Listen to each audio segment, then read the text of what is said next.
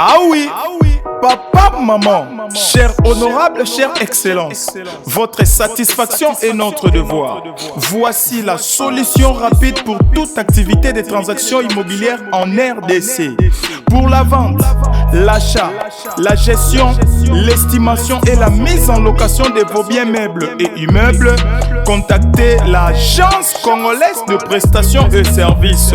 Vous avez une parcelle à vendre, un terrain, une villa, une concession. Oji mamacita, Oji mamacita, tu demandes de qui, de moi, de nous, pour toi je t'ai massa. Vas-y mamacita, Oji mamacita, en plan ensemble je t'ai dit je t'aime à travers les miningas. Oji mamacita, Oji mamacita, tu demandes de qui, de moi, de nous, pour toi je t'ai massa.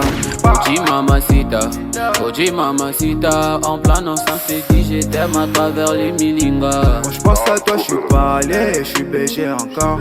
Tu t'en fous de mes reproches et de mes erreurs qui sont moches.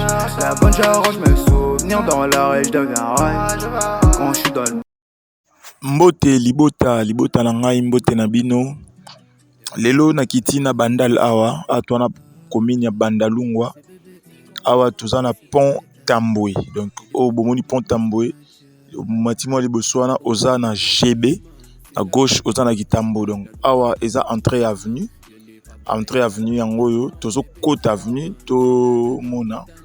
Voilà, donc atoana avenue yango yo lupango toye kotala eza vraiment musika tena makadam. Donc eza na porte à bleu, eza na droite esika église ezali. Mais toye kokuta séminaire ezobanda na église. Donc tozo kota to la kisakara rapidement tobima.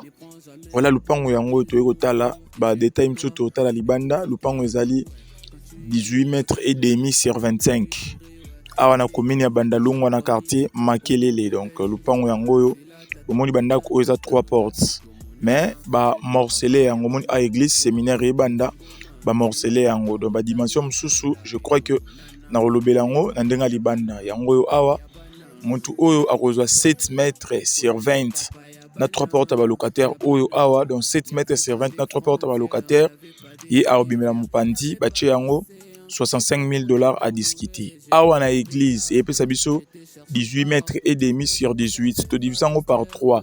6 mètres quelque chose sur 18. 6 mètres quelque chose sur 18. 6 mètres quelque chose sur 18.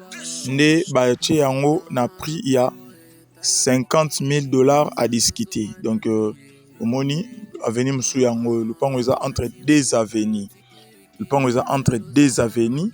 Au monde des ali au avenue musu sous place mutu 7 mètres à robimela après mutu kawana esike zali à une 3 portes à locataire wana $65,000 à discuter.